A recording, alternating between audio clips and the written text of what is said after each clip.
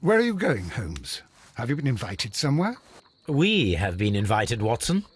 We have? Where to? To the Beyker-sтрит Irregulars' annual dinner. They sent us an invitation. It is on the table. A dinner? How could those street urchins afford anything like that? I can't understand your interest in them, Holmes. They're dirty. They wouldn't hesitate to steal your wallet. Watson, you should be excited. It is a secret dinner. Its location changes every year. Read the menu. Sounds mouth-watering. All right. We, the secret police of Beyker-sтрит, invite you, Sherlock Holmes, and Dr. Watson to our annual dinner. Menu, entree, frozen rat head salad. Is this a joke? Not at all. Pray continue. Main course, sow's udder in Danny Nutcracker's way. Sounds disgusting, Holmes. Hedgehog goulash. Street turnips in homemade juice. And it goes on. I can hear them on the stairs now. Oh, we can't go there. We can't eat that. Watson, you'll hurt the feelings of those poor children. We have to go. Oh, Mr. Holmes. It is fine, Mrs. Hudson. Mr. Holmes! Wiggins, Dr. Watson is getting ready. He will be delighted to join us. You don't look well, my young man. Is there something wrong? Don't tell me the dinner is cancelled. Mr. Holmes, it's my brother Leighton. He's in a prison cell. They say he's killed 2 men. You have to help us, Mr. Holmes, 'cause I know he didn't do it. Where is he now? From what I've heard, they took him to the yard, and they gave him a good beating already. You know what they're like. They'll hang him. They won't look any further. Holmes, we have to help him. And forget about the dinner? Wiggins, I'll take the case. You're fantastic, Mr. Holmes. I'll be waiting for you at the crime scene. You'll be there, right? It's on Half-Moon-Street in Whitechapel. Very well.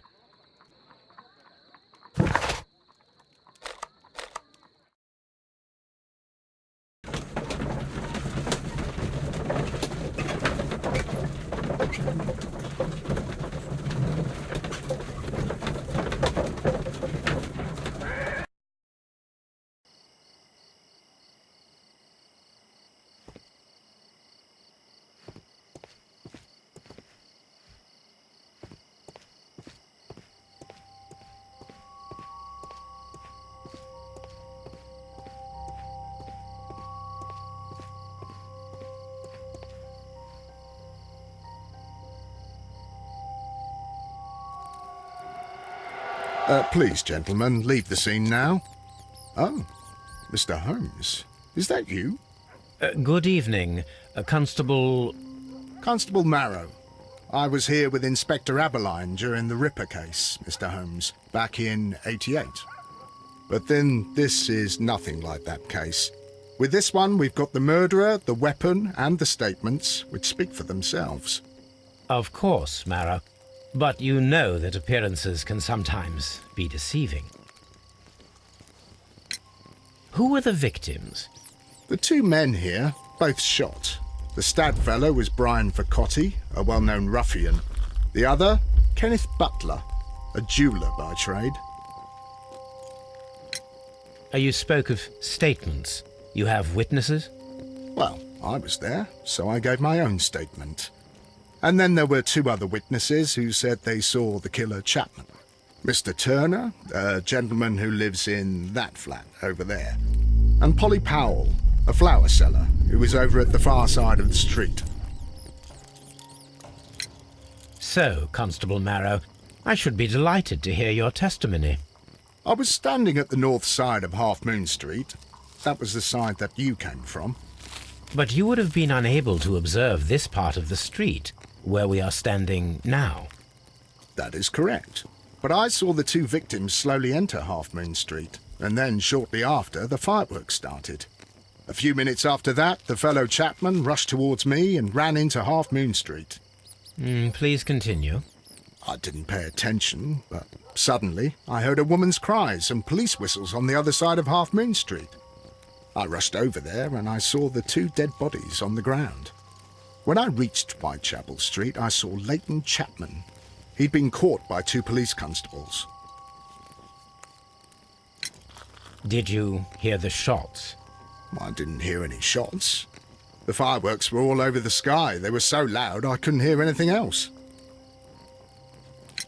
What were the fireworks in honour of, Constable? Well, today's Queen Victoria's birthday, Mr. Holmes. Ah, yes, I appear to have lost track of the days. It is May now, of course. Constable Marrow, what else caught your attention while you were running through Half-Moon-Street? I saw nothing but rats, and I took the time to light every corner with my lamp. Did you happen to look up at Mr. Turner's window when you were on Half-Moon-Street at that time? Yes, I saw that the window was open, but no one was there. It was dark in the room. Constable, your statements have been of great value to me.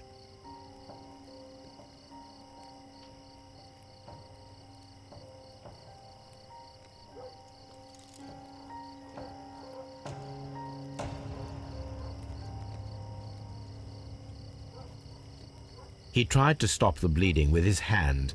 Death was not instant. The bullet penetrated his stomach, a dreadful wound.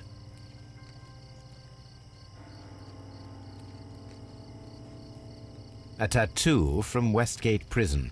Vercotti must have done some time there.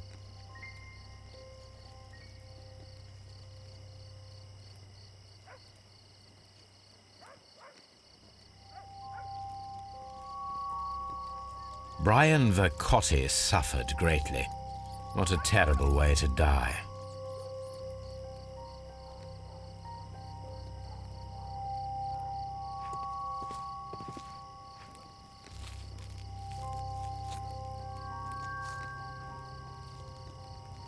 The bullet struck his head. This man didn't stand a chance.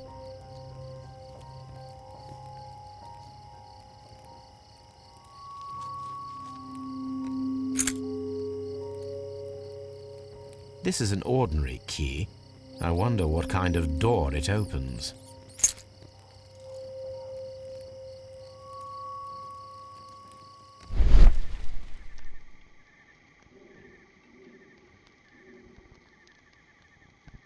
A piece of wood that has stuck between the cobblestones.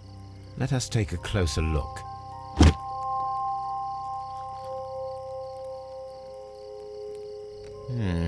This shard of wood is quite new.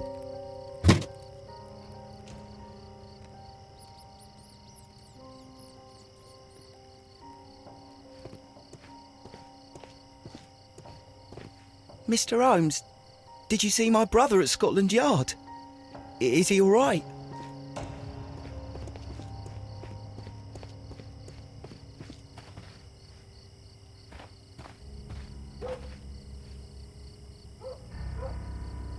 Mrs. Powell?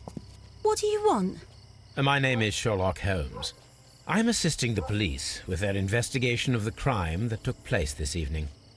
Well, I've already gave my testimony, but very well. Could you tell us everything that you may have seen or heard? Yes. I was selling my flowers as usual, and then the fireworks began, in honour of Queen Victoria. I enjoyed those. But then, all of a sudden, a young lad ran out of Half-Moon-Street and stopped just by me. He had a gun in his hand. He was like a ghost, and all covered in blood. It was dark, but I could see him, because of the flashes from the fireworks. And then? I screamed as loud as I could. I knew that a policeman should be on duty in the vicinity. He had no time to escape. 2 constables got him. Then another constable came out from the very same street, and I heard him talking of a horrible murder.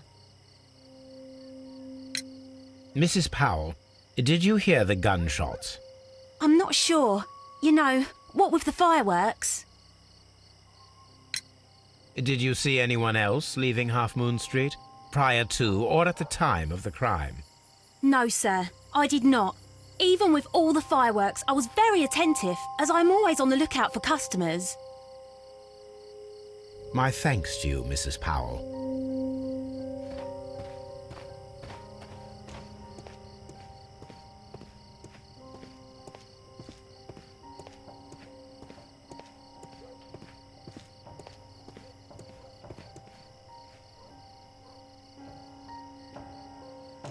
Good evening, Mr. Turner. I heard Constable Marrow reply to you as Mr. Holmes. Are you that detective gentleman? I've heard of you. And, well, I know things about this evening. Excellent. Might we hear your story?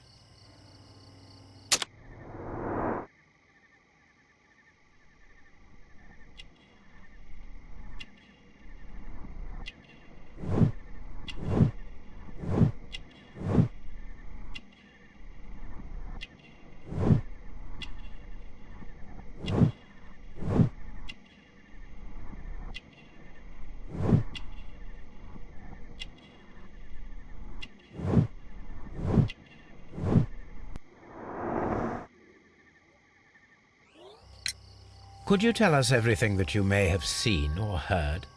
I was already in bed when the fireworks started. A few moments after, I clearly heard 2 gunshots from outside. Please continue. I quickly got up and I grabbed the lamp from my nightstand and I rushed towards the window. I looked down and I saw 2 bodies. And there was a man with a gun who was standing nearby. Where exactly? Well, near this body. Did he notice you? I don't think so. He rushed towards Whitechapel Street without looking around. Mr. Turner, did you see anyone else in the street? No, I saw no one but that man, the murderer, the fellow they caught. Were the 2 shots you heard consecutive? Yes, there was a very short pause between them, and they sounded different somehow. It seemed to me that the second shot was louder than the first. That is an interesting comment. Mr. Turner, what were your actions after you stepped up to the window? I was afraid that the man with a gun might return, so I stayed close to the window till I saw the policeman coming in the Half Moon from Whitechapel. Then I walked out to tell them everything I saw. You have helped us a great deal, Mr. Turner.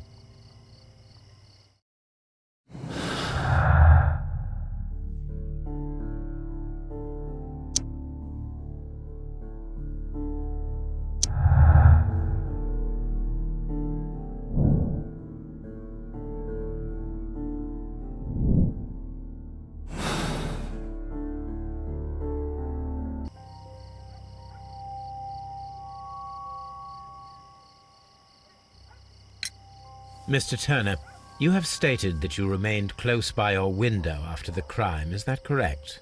Oh, yes, Mr. Holmes. I stayed at my window until the policeman arrived to examine the dead bodies.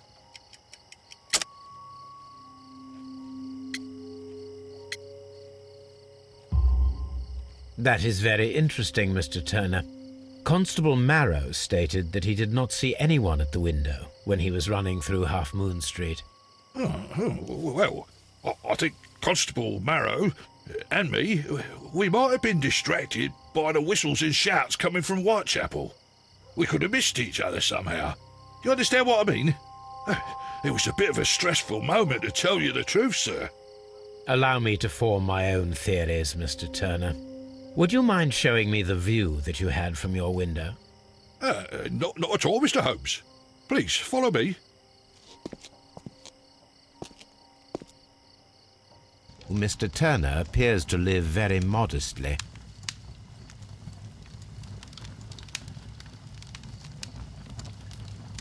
This fire is dying out. It was last tended to over an hour ago.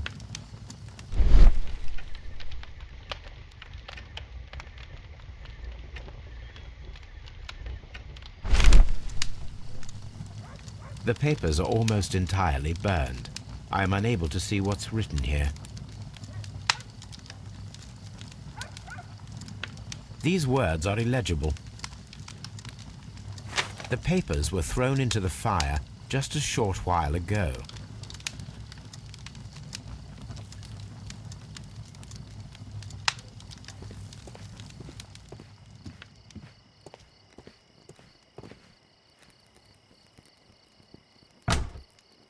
So, that's the view Mr. Turner had when he opened the window.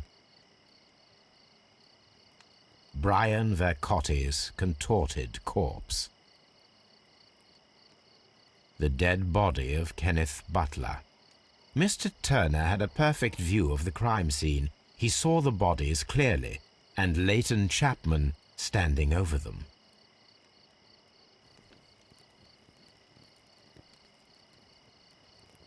Anything else you would like to know, Mr. Holmes?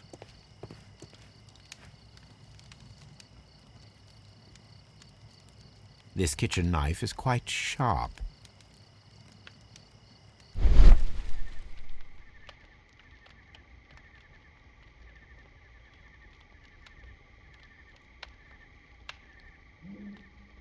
There are pieces of shredded paper scattered over the table.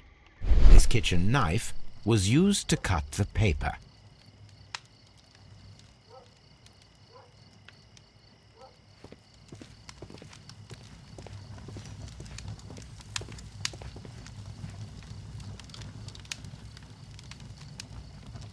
The books on this shelf are in a mess. It looks as though Mr. Turner was trying to find something in a hurry here a short while ago.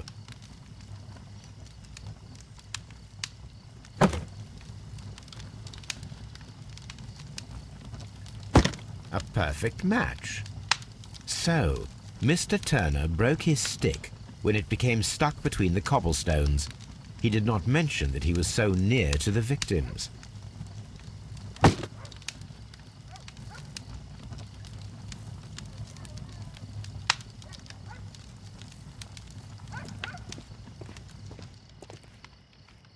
Mr. Turner was roused from his bed by the sound of gunshots.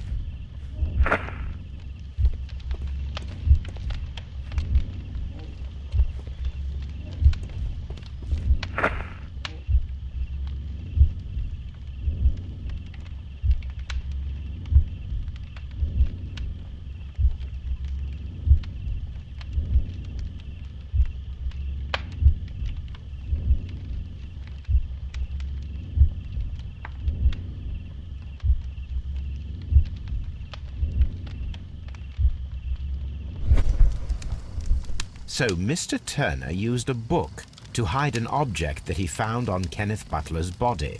The question is, what did he find?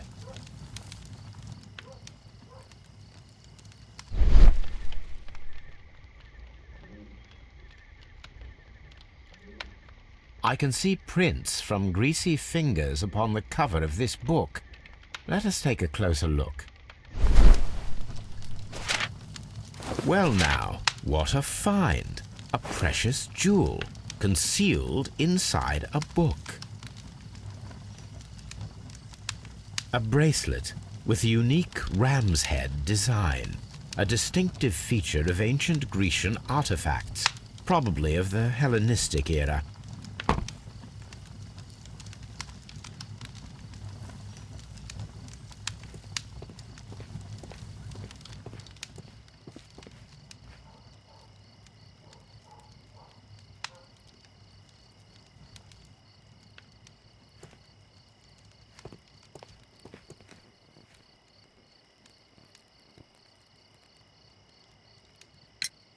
Mr. Turner, how would it be possible for a man of advanced years, such as yourself, to rush from his bed to the window in a matter of seconds, as you have stated?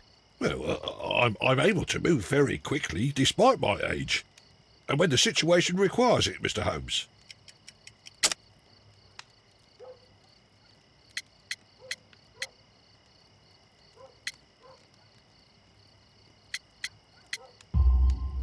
I highly doubt that, Mr. Turner. I observe that you suffer a severe limp, due to your injured right leg. It would have taken at least 10 seconds for you to approach the window. That means you could have easily missed something or someone in Halfmoon-Street during that time. You're right, Mr. Holmes. I could have missed something. But it did seem to me that everything happened so quickly. Time can pull tricks on you. And what of everything else that you told us?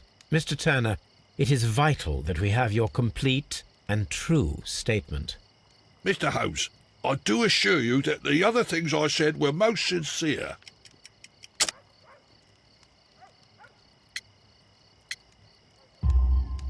Mr. Turner, you were not sincere with me. Not then and not now. But Mr. Holmes... This, Mr. Turner, does not look like anything that a poor man might possess. It is worth more than the home that you live in. I can explain. No, merely correct me if I am wrong. You saw Leighton Chapman through the window, but you also noticed a glittering object on the ground, this precious jewel. You walked down and took the bracelet from the body of Kenneth Butler, and when you heard the whistles, you hurried away. That broke your walking stick. It caught fast between the cobbles. Constable Marrow was unable to see you in the window as you were climbing up the stairs on your way back to your flat. Upon returning home, you hid the precious jewel inside a book. Mr. Holmes, please don't send me to prison. I didn't do anything bad. I'm just a poor man. When I chanced upon the bracelet, I saw it as an opportunity to make a little money. I was desperate. I only took the bracelet, that's all, I swear. You made a mistake by lying to me. But you are not a criminal. I believe that. Although I must return this bracelet to its rightful owner.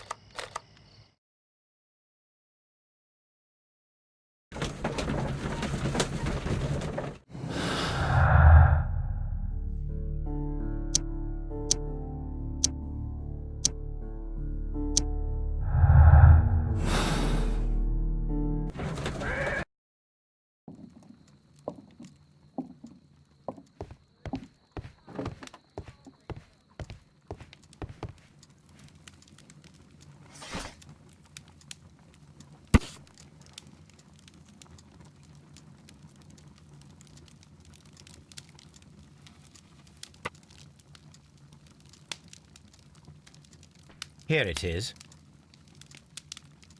I need to continue my research in my archives.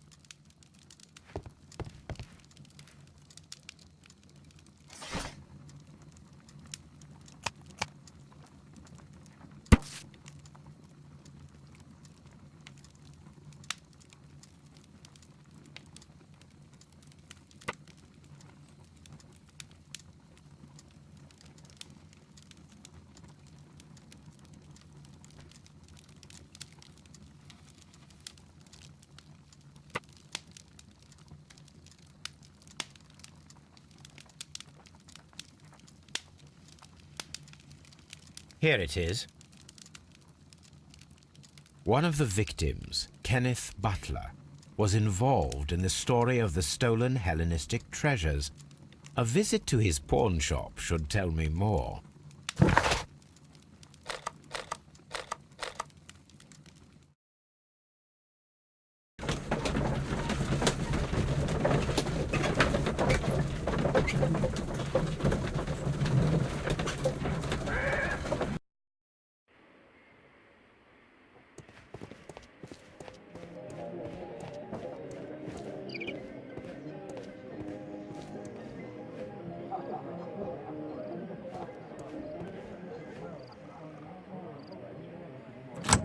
Mr. Butler's key matches the lock perfectly.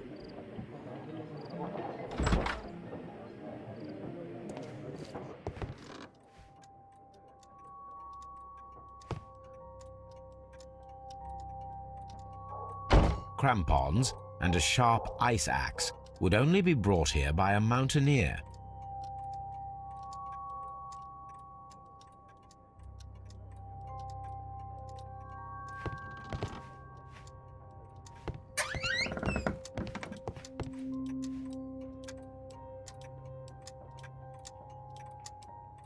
A flare pistol.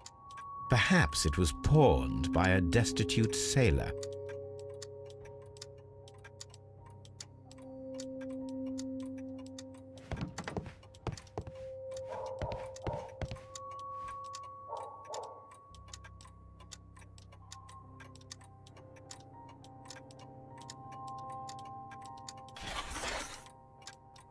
It looks as though Mr. Butler kept a careful record of his operations.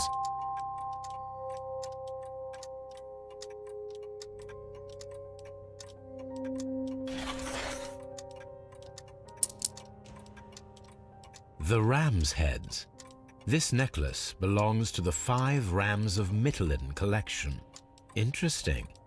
That means that Kenneth Butler owned a part of this collection all this time, 10 years after the theft.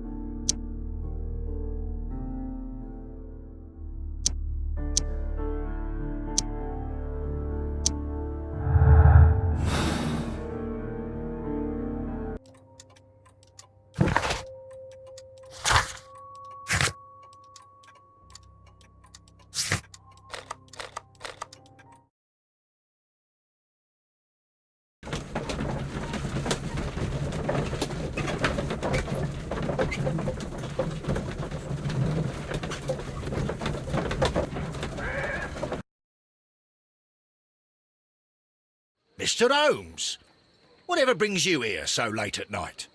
I'm interested in the case of young Leighton Chapman.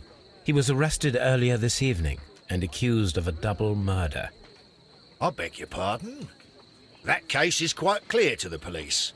Or are there any new facts that we don't know about? Who knows, Inspector? Look, you are free to investigate, of course, Mr. Holmes. Chapman was arrested with a revolver in his possession, which you can find in the evidence room. The suspect himself is in custody. Did you find anything else on his person? A few personal belongings. Nothing particular, Mr. Holmes. Thank you, Lestrade.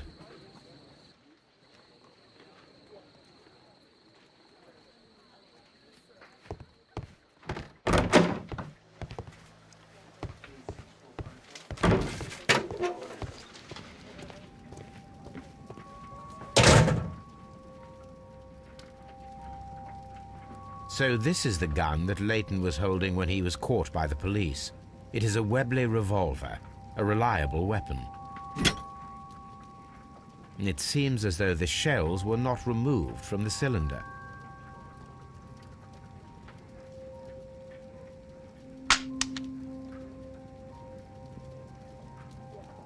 Two out of the 6 shells have been fired. There were 2 shots. These cigarettes are filled with cheap tobacco. Nothing interesting. A cheap watch, bought with his own money, no doubt.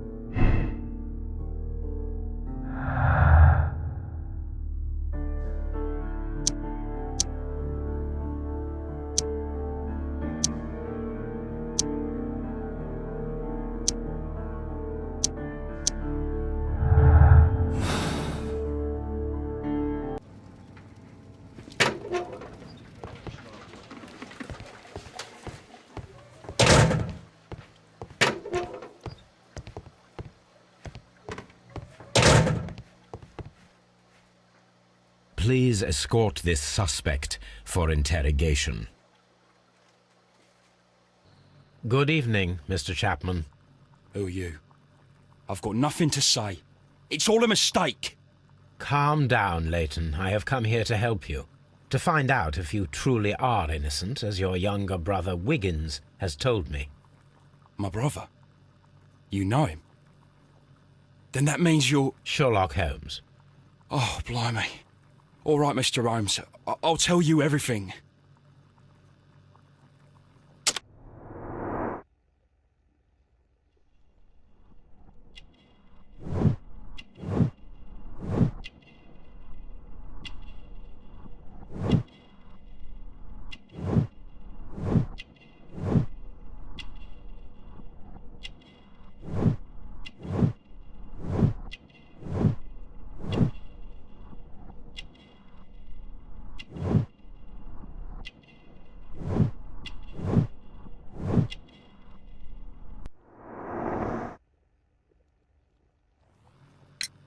Good. Tell me your account of what happened. I left my work and I hurried up to see the fireworks in Whitechapel. I was late, so I decided to cut through Halfmoon-Street. I saw the first fireworks light up in the sky. I bumped into a constable on a corner before entering Halfmoon. Then suddenly, what with all the firework flare, I saw two men. They were both lying flat in the middle of the street. I stopped where I was. I thought about turning back to the police, but as I was thinking of that, I saw a third person. He was leaning over the body that was furthest from me. The second I saw him, he raised his head and he stared at me. In a flash, I saw his gun, but he made a dash for it instead and he escaped through Whitechapel Street. So you might still have had time to return to the constable. I panicked. I didn't know what to do. Anyway, I approached the bodies just to see if they were still alive. I saw that one had blood pumping out of his stomach. He was dying. It was horrible. The second one was already dead. He had a hole in his head. He was holding a gun in his hand, though. I took it, and then I followed the third man. Interesting. Pray, continue. I turned a corner, and I saw the man standing in the middle of the street. He seemed to be in some sort of panic. And then, Mr. Holmes, something strange happened. I told the police and they laughed at what I said, but I swear to you, my words are true. I started running towards him. But then I was blinded by a flash. It was so bright that I hardly saw anything for a good dozen seconds. But I kept running forward. As I arrived in Whitechapel, I heard a woman screaming. And then I was caught by the police. But there wasn't a trace of that man. Of course, then they found a gun and all that blood. I couldn't see the murderer escaping and all that mess. Perhaps I was still half-blinded at that moment. A thrilling account, my young man. Leighton, are you able to describe the person whom you saw standing in Halfmoon-Street? Well, I wasn't able to see his face at all. It was too dark, and he was too far away. I could see his silhouette. And what about that? Nothing so special. He was wearing a jacket. He was quite average in size and his weight. I see. Was there anything else that struck you at the time? No. But perhaps... It's strange, but I can't remember the sound of his footsteps as he was running away. Perhaps it was because of the fireworks or the surprise of me seeing him. Leighton, I confess I am puzzled. Why should a young lad like you take a gun from the hands of a dead man and set off in pursuit of a probable killer? I know. I keep wondering that, but at the time it was like a reflex. A criminal ought to be arrested, and he was armed. You were willing to risk your life. That was a little foolish, unless you wanted revenge. No, Mr. Holmes. I was just being brave and stupid.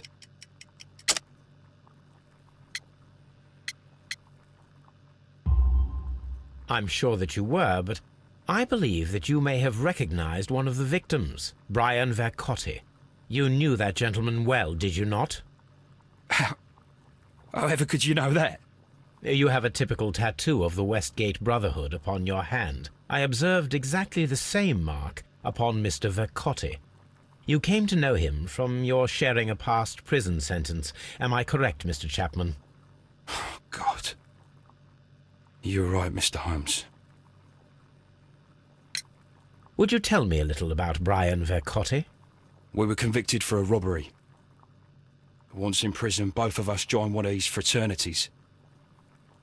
During that year, we tried to help each other out, you know? You were quite young then, I believe. Yes, Mr. Holmes, we were. We'd only stolen a pound of meat. After we were released, and when I saw what my little brother had become, I decided to work towards living an honest life. And Vercotti? He had a hard time. His sister had died in a Whitechapel dispensary while he was in prison. He had no family anymore. Our paths split. He fell back into crime. So you lost him? Yes. And for around 2 years, I heard no news of him at all. We shall see you soon, young man.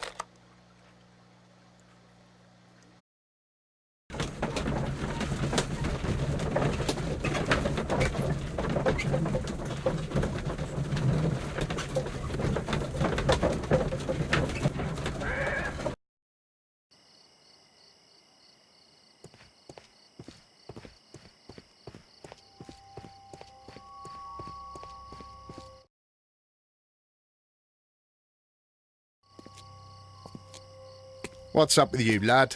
What are you waiting for? I'm waiting for my brother to be released. Your brother? The one that you caught, beat up and imprisoned. Ah, the murderer. He ain't killed no one, copper. Watch your mouth, lad, else you'll be joining that worthless brother of yours.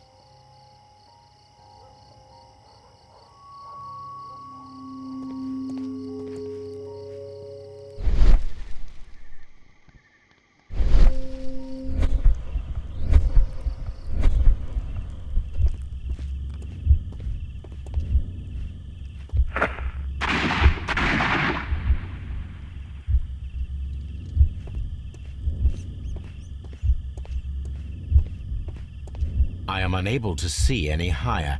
I need to find something to lift my lamp.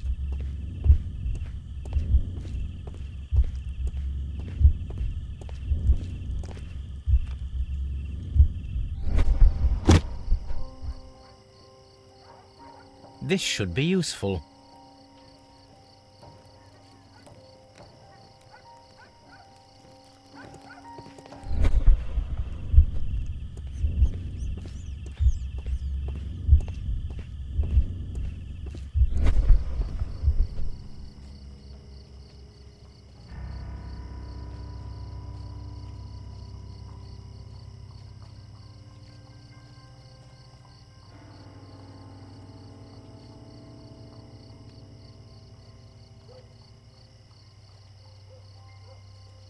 Nothing interesting here.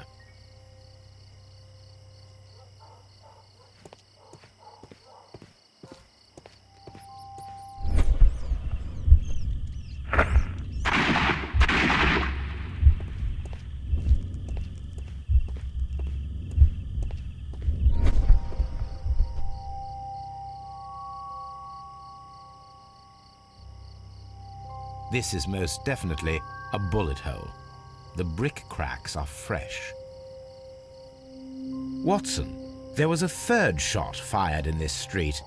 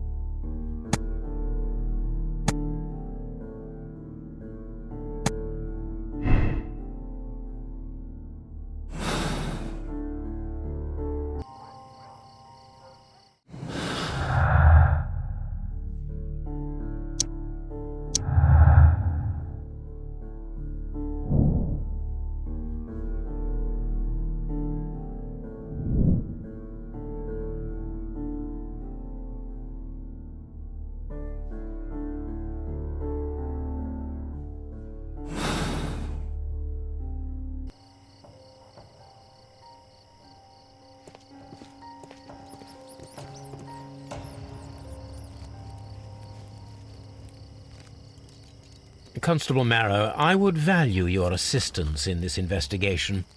It would be my pleasure, Mr. Holmes. I would like to make sure that there are no places in Halfmoon-Street where a man could hide while you were running through it with your lamp. All right, Mr. Holmes, what should I do? Take your lamp and start walking, just as you did before, and try to find me. Understood.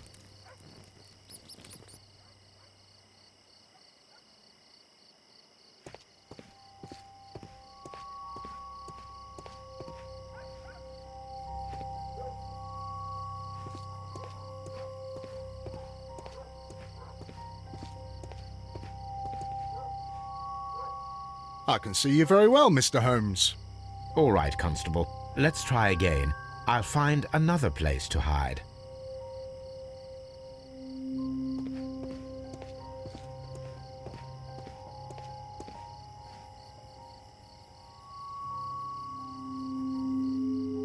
Here you are, Mr. Holmes. All right, Constable. Let's try again. I'll find another place to hide.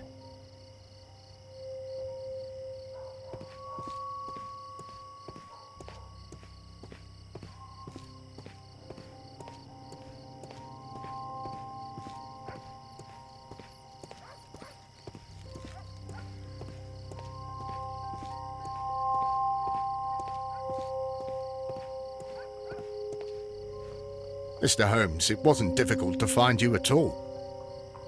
It is obvious now. No one could escape Constable Marrow's lamp while hiding in the street.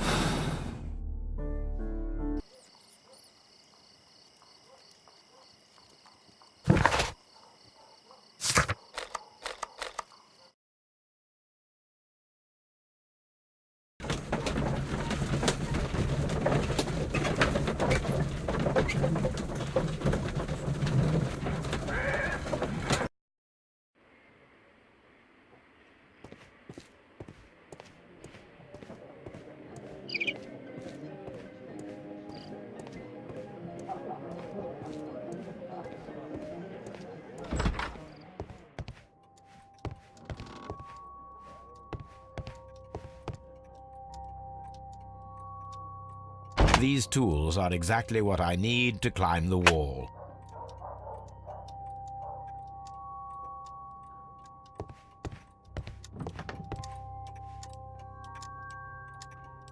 This is exactly what we need in order to imitate the flash of the fireworks.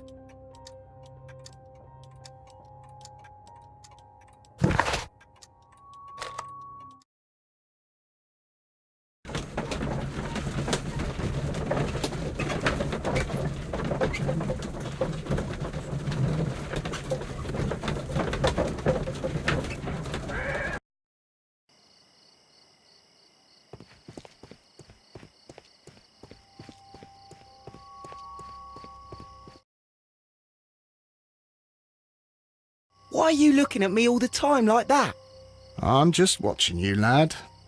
I never know what to expect from people like you. People like me? Yes, street beggars and thieves. I ain't a thief. Oh, no? Then where did you get whatever it is that you're gnawing on? I very much doubt that you bought it. What ain't seen can't hardly be stolen.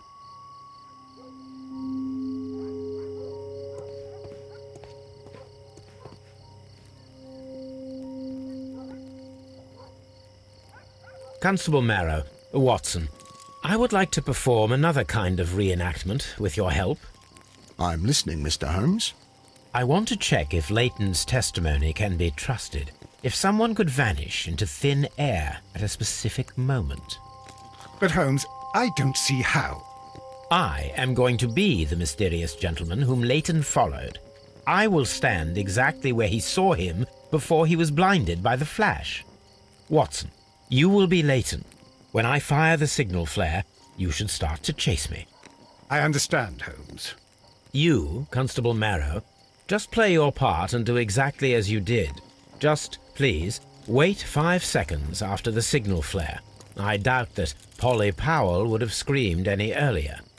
As you say, Mr. Holmes. Let us begin then. Catch me if you can.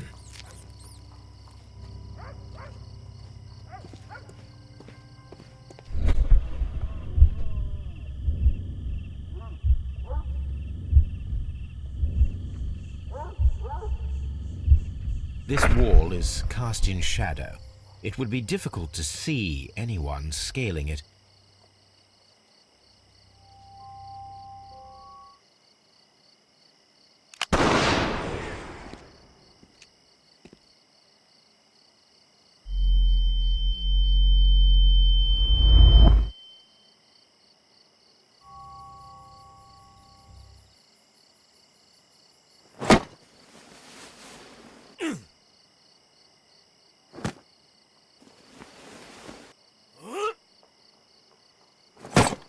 I can barely see anything.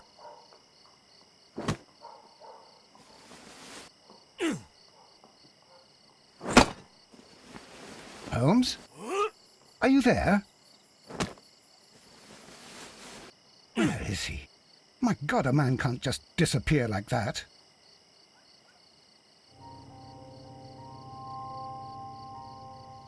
Holmes? Holmes? Where are you? I cannot see you, Mr. Holmes. Dr. Watson, it seems that Mr. Holmes has disappeared. Don't worry, gentlemen, I am up here, above your heads. How on earth did you get up there, Holmes? I am using crampons and a climbing axe, although the person we are looking for did not leave any traces of such tools. Constable, is there any way to get to the top of this building? Yes, Mr. Holmes, I can show you. The door to the building can be found from Whitechapel Street. Gentlemen, I am on my way down.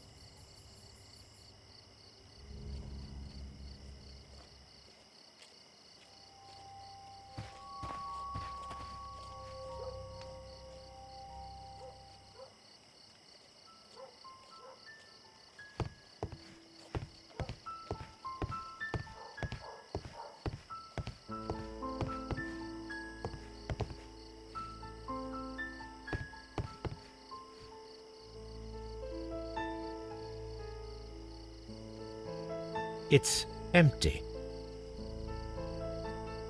Someone broke through the window to get inside the attic, but in his haste he ripped his jacket.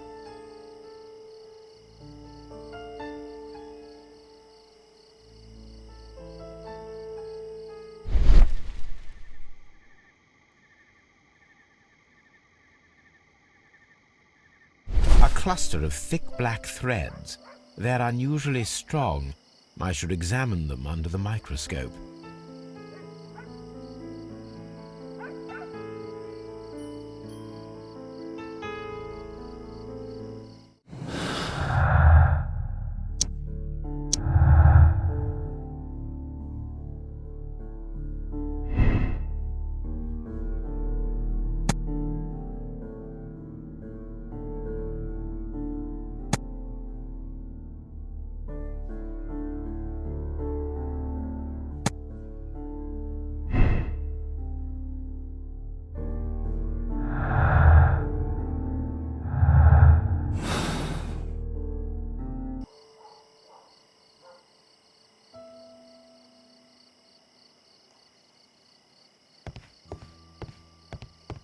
These shards of glass are from the window above.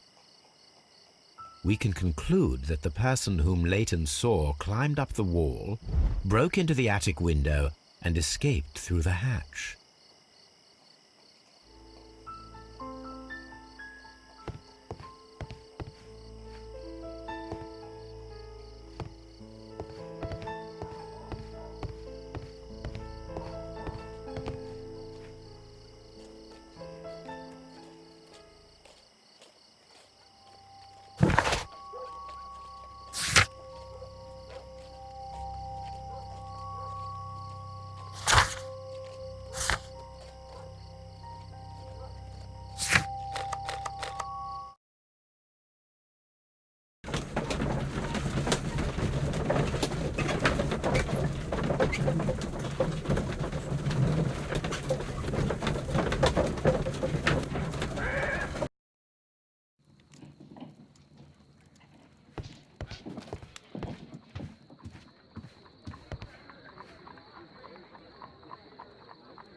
Let us take a closer look.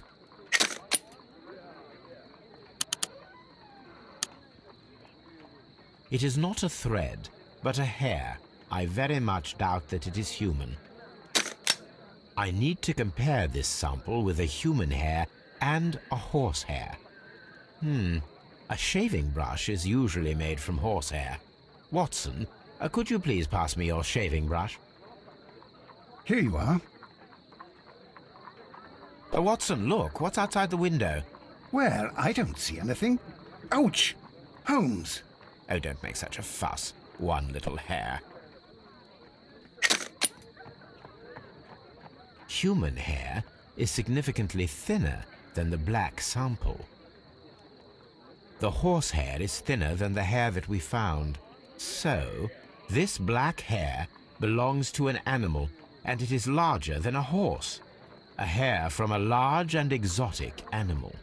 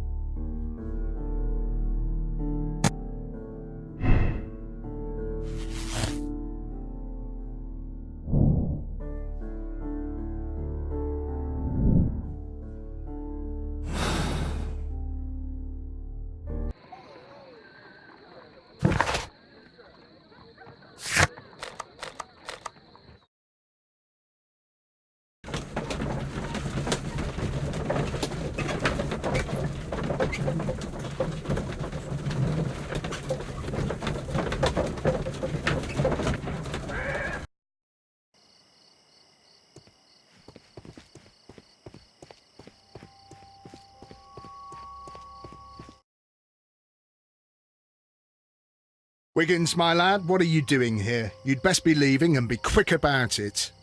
I've done nothing wrong. You'd learn more by watching Mr. Holmes. He knows exactly what he's doing. Not like you. Oi, watch your tongue.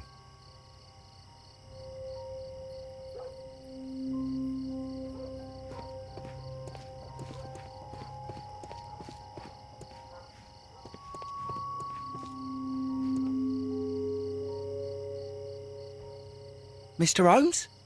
We have good news for you, Wiggins. The investigation has proven very interesting so far. We found facts and details that confirm your brother's innocence. I knew it, Mr. Holmes. But for now, Wiggins, we need your help. Anything you like, Gov.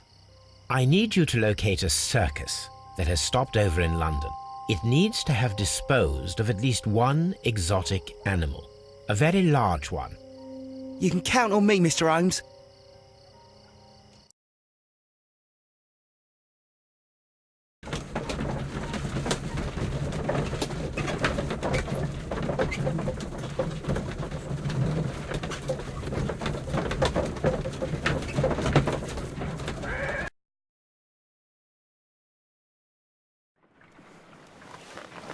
I do hope that those children don't get into trouble, Holmes.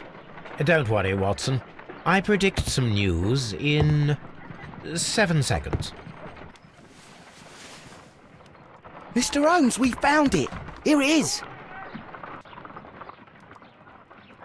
And this is a young Indian elephant, the highlight of the show. Dюval Brothers, a well-known travelling circus that is currently stopped in London. I believe that is exactly the type of circus we are looking for. I'll pay it a visit.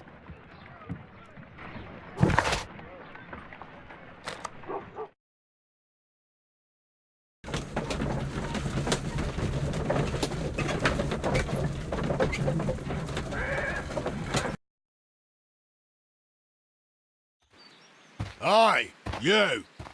Stop right there. Good morning, sir. Pardon me, but why am I not allowed to walk around here? Because it's private. Well, I only wanted to meet the artistes. You're wanting to apply for... Nah, you don't look like the type of, artistic lockpicker that we're looking for. You might be surprised. What? Nah, I don't think so. Clear off.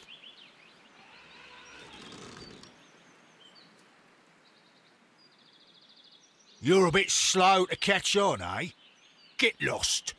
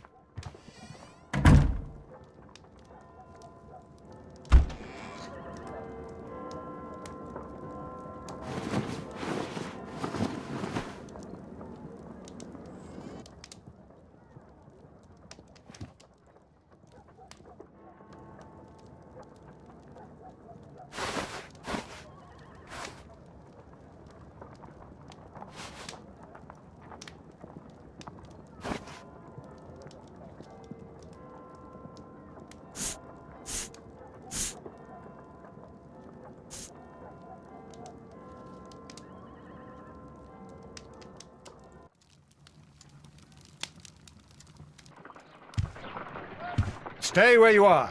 What are you doing here, and where is Sherlock Holmes? Calm down, Watson. Take deep breaths now. It's me. Thank God, Holmes. I can't get used to your disguises. Thank you, Watson. That means I am ready to go.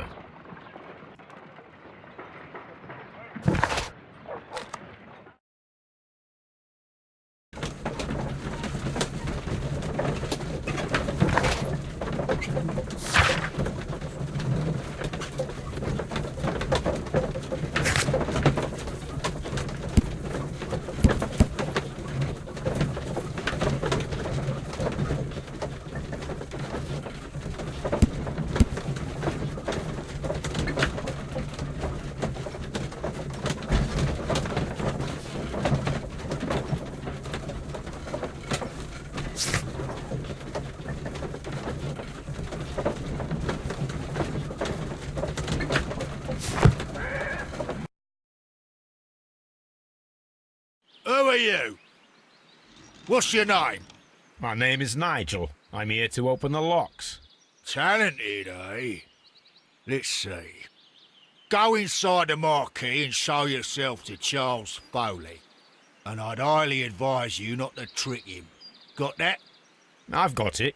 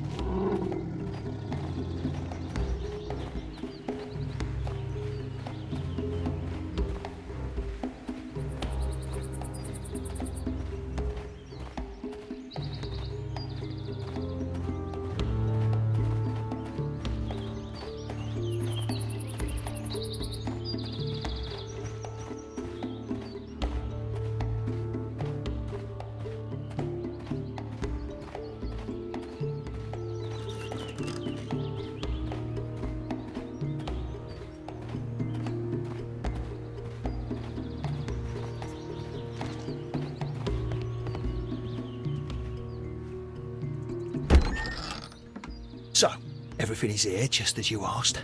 And what about the money? Some of the barrels are wet. Transportation issues, it couldn't be helped. Whatever. We'll be here after midnight to pick up the supplies. I want to be paid first.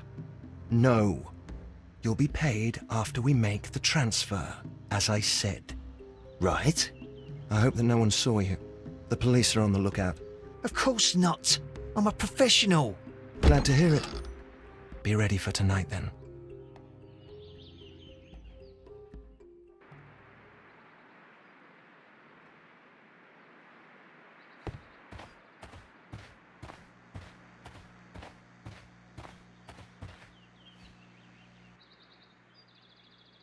This printing press is old, but still quite capable of printing hundreds of pages per day.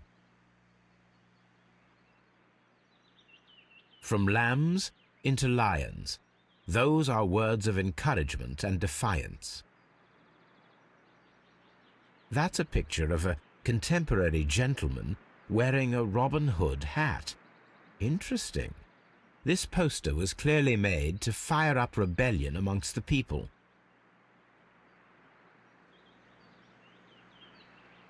There are enough posters to paste across half of London's walls.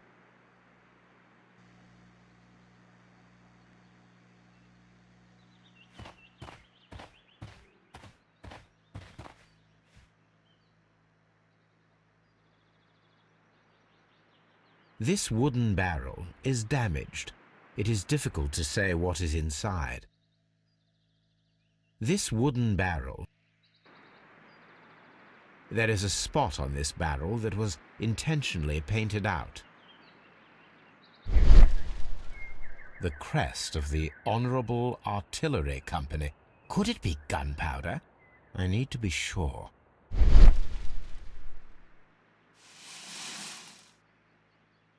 Judging by the fractions and the scent, I can confirm that it is, in fact, gunpowder.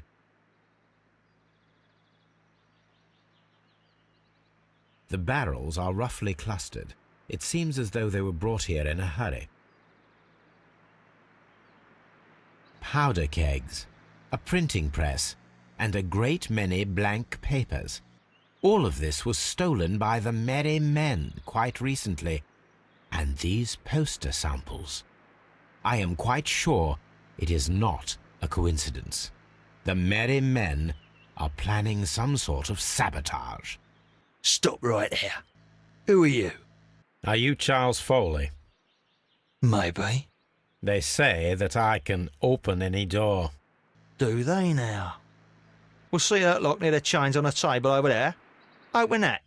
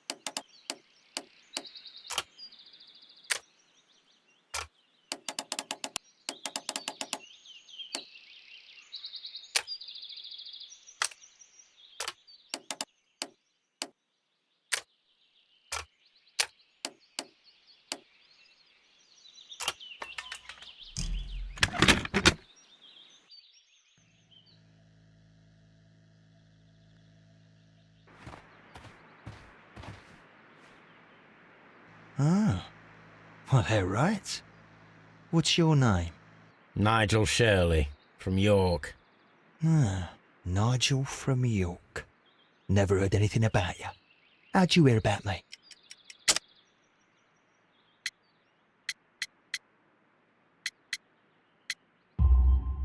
It's a long story.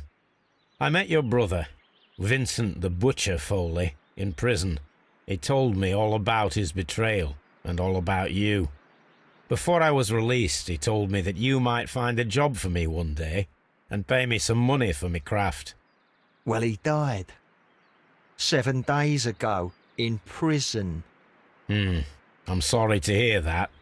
That's all right. The traitor has paid the blood price for it. And you'll do the job anyway, because I need a talented lockpicker. I know just where to search for his legacy. It's all about the Hellenistic treasures, isn't it? Osh, you fool. Now, listen up. You'll come with us tonight, and you better mind yourself. Us?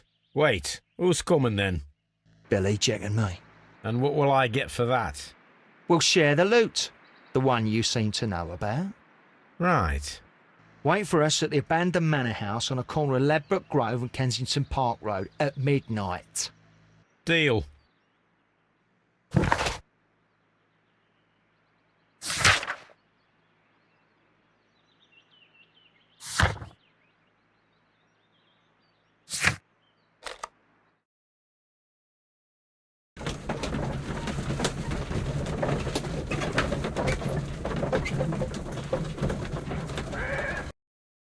Here I am at the manor.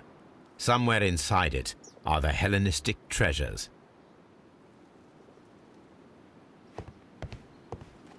This lock is quite old. It shouldn't be much of a challenge.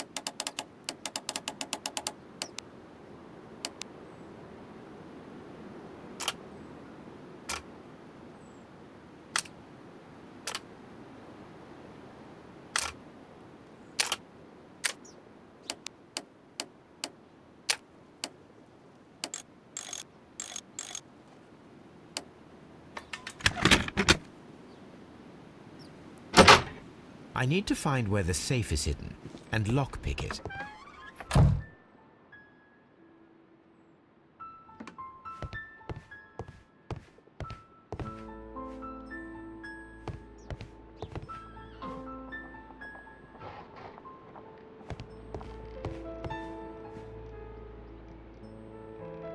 This cupboard is an absolute mess.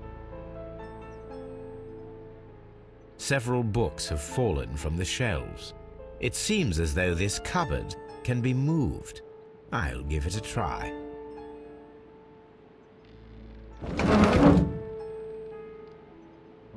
So, that's the lock I must open tonight. Let me see.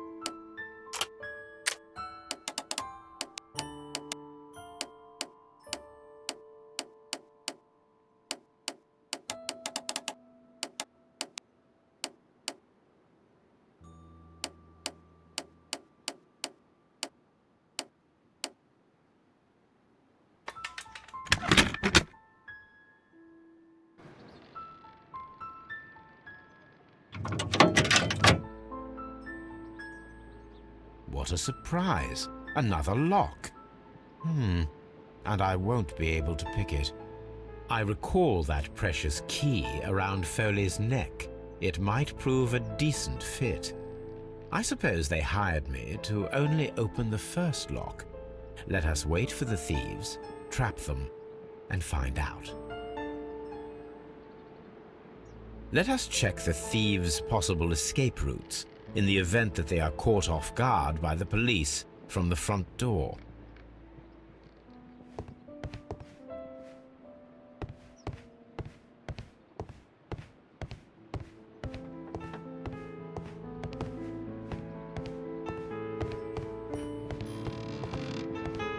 Although this window is high above the ground, it would be possible for one of the thieves to attempt to use it for their escape.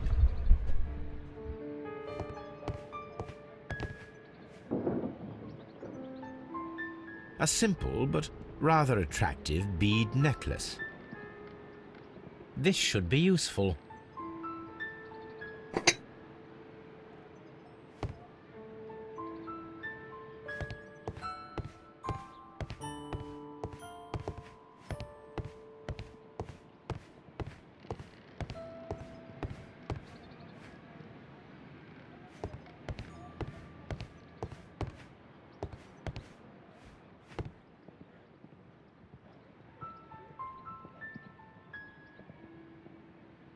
This is the perfect place to set a trap. One step on these beads and our thief will go flying. I should walk carefully here, else my plan will be ruined.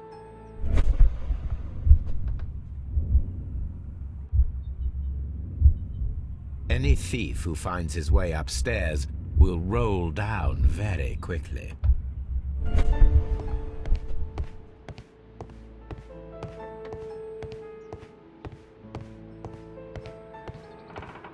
The ground floor window is a perfect way to escape the police.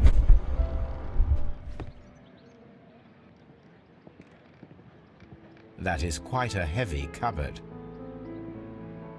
This works very well. No one will escape through this window now.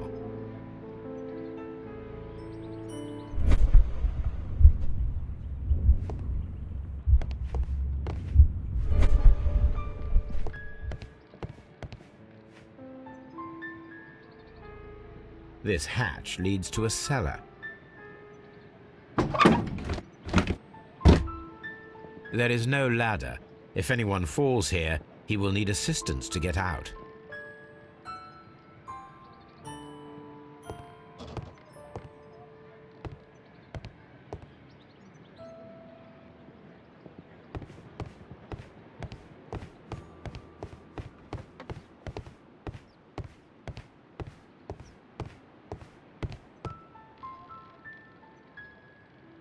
Oh, that's a lovely old carpet. This should be useful.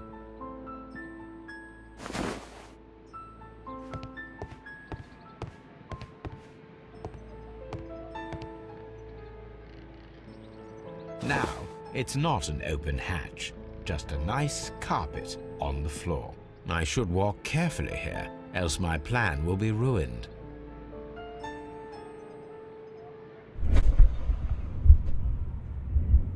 Now, if a thief runs through the kitchen, he'll pay a surprise visit to the cellar.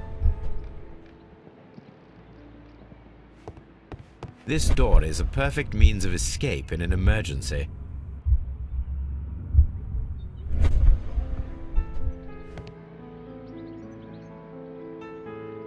A solid rope.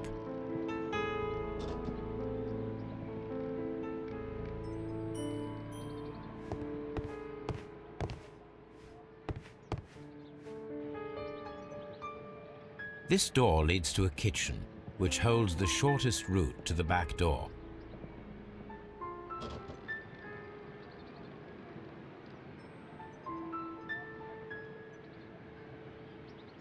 This chair is very solid and well made. This should be useful.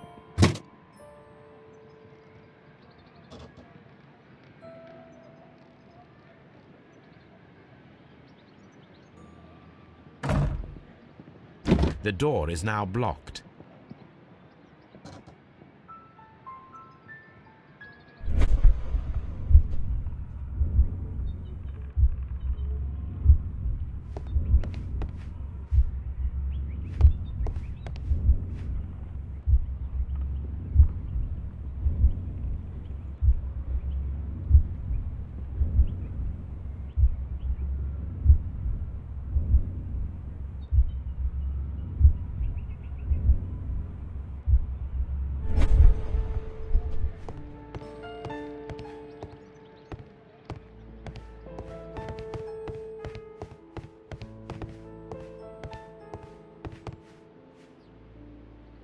I wonder what this old chandelier is doing on the floor. It looks as though it was poorly attached. I suppose that the thieves already tried to open the lock with this formidable hammer, but they were unsuccessful.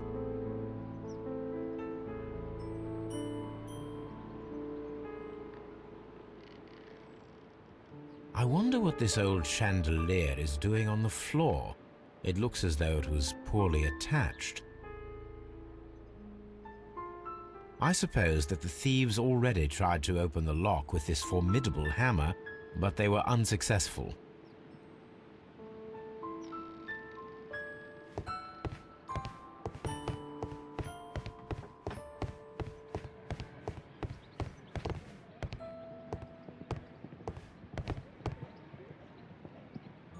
This should be useful.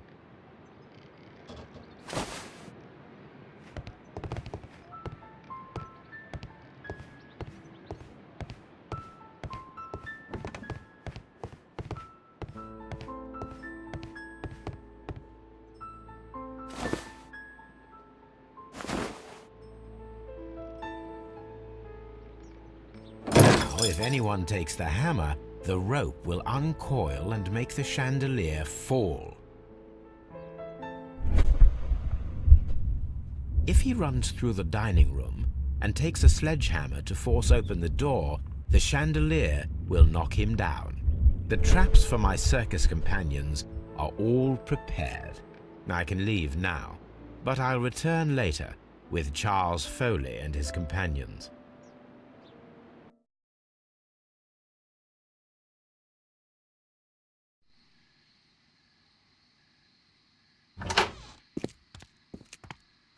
Police! Police!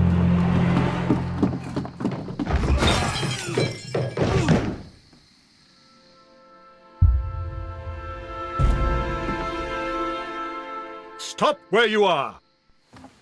Where are they? Trapped, Watson, with your assistance. How so?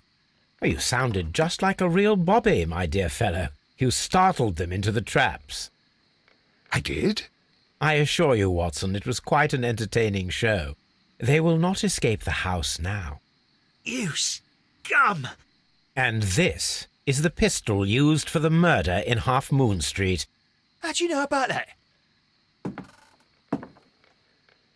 Have you closed the case yet, Sherlock? Mycroft, what are you doing here? Did you follow me? Sherlock, it may seem that I used you, but you should be pleased to know that you have served our queen well, in this instance. So now, let us catch the big fish. But this man is not one of the merry men. No. Then why exactly are we here, Sherlock? This gentleman, Charles Foley, has been involved in a double murder, and the hunter of a set of valuable antiques, the Hellenistic treasures, which disappeared in a theft many years ago. You're no better than the coppers!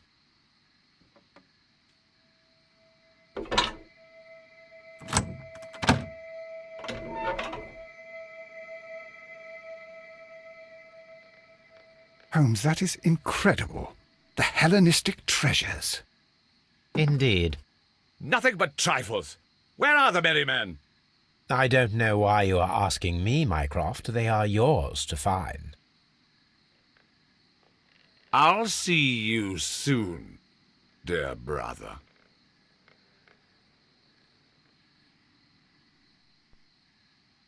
Don't move, you flim-flammer.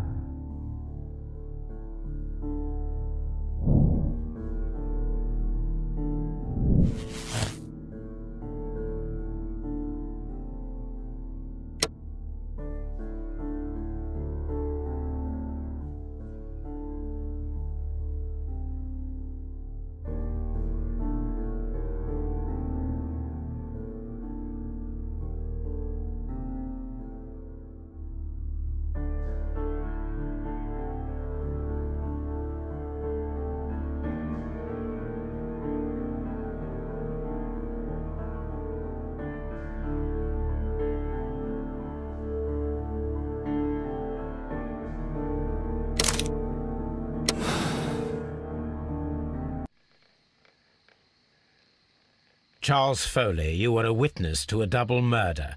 You were standing next to Vercotti when Butler fired at your accomplice. The jeweller missed him, but they proceeded to kill each other with simultaneous shots. Even if your intention was to retrieve the stolen treasure, you did not intend to kill. I shall inform Inspector Lestrade of that fact, so your sentence should be the lighter. You are a fine gentleman, with your fake pity. I do what I think is right. It is never due to pity. Farewell, Foley. I shall leave now, Watson. Gentlemen, please take our friends here into custody. Where are you going? I have unfinished business. I'll see you at Baker-Street.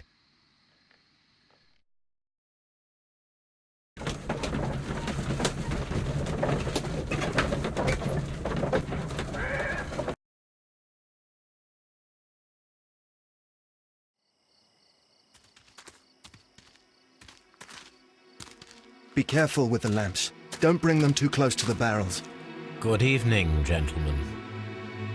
Who's there? That is of no importance. What matters is who you are and the plans that you have here. So you can stop us from carrying them out? Eventually, yes. Hey, careful. You'll blow us all up. I'm listening. We are a group known as the Merry Men. But I suppose you knew that already. We are the men who've already lost everything of value in their lives. We are ruined shopkeepers. We are workers who were fired from their jobs, honest people who were robbed. We were forced out from our homes and thrown onto the street, and all of this in the name of the so-called law.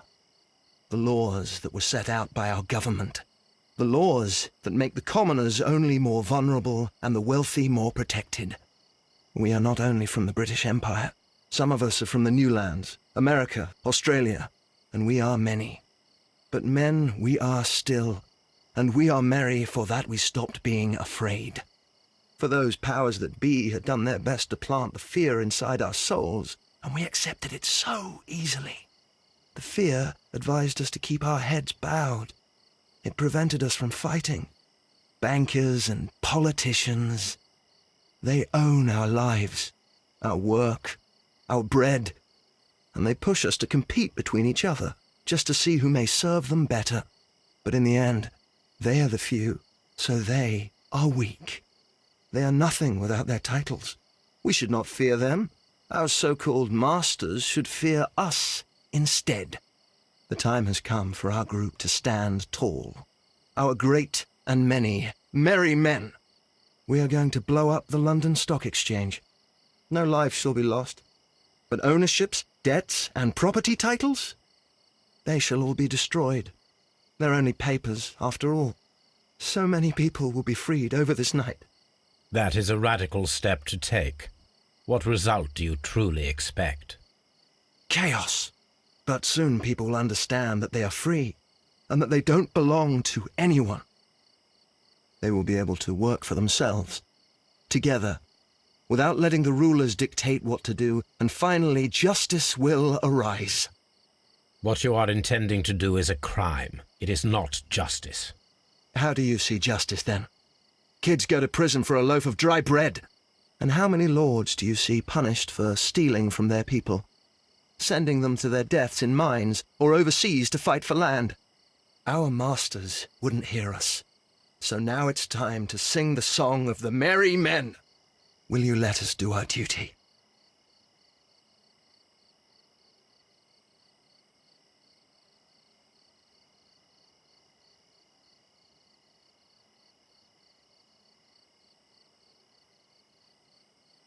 When people fight the order, they are too blind to see the consequences that throw society into chaos. I shall stop your actions, but not you. Run. Now!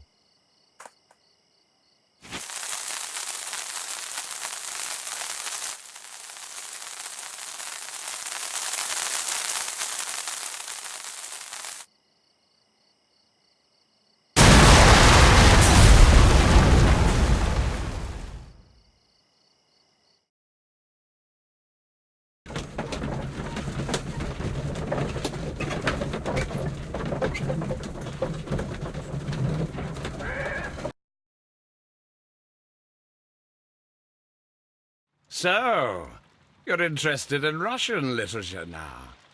Quite lately. It is an interesting book. I remember a few lines. Really? I tried reading it myself, but I had a hard time understanding it. Yes, Doctor. It's about intelligence. Sherlock, I vaguely recall one of the lines. Sometimes it takes something more than intelligence to act intelligently. There were also a few words along the lines of pain and suffering are always inevitable for a large intelligence and a deep heart. Tell me, Doctor, does my brother show any signs of pain or suffering? Not that I know of. Because you see, Doctor, behind all of his masquerade, my brother does possess a deep heart. So deep that he does not recall where he places his love. Well, I'm sure that... His love and his duty that, in the first place, should be directed towards the Empire. For without it, we would be nothing. A country filled with uncivilized men. And the Empire needs order and discipline. It has no room for chaos. People who commit crimes, or at the very least intend them, deserve punishment, Sherlock. Without justice, there can be no civilization. But we serve the truth, not justice. Your truth, Doctor, that may prove immoral. Allowing people to terrorize London, destabilizing the whole empire. Terrorize only the powers whom you serve, Mycroft. Not I, not Watson, not Mrs. Hudson, not Wiggins. Sherlock, the merry men are to be stopped. Not by me. You created the merry men. Stop them yourself. Only make sure that you don't create 10 more merry men by arresting the one.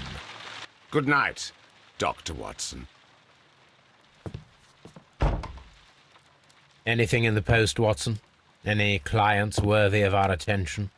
Only a second reminder from Mrs. Hudson about our new neighbour. She urges you to remove your... Oh, I don't care about that. Holmes, the lady who will be moving in shortly has requested the use of our spare room to place all of her boxes. Wait, what? A lady?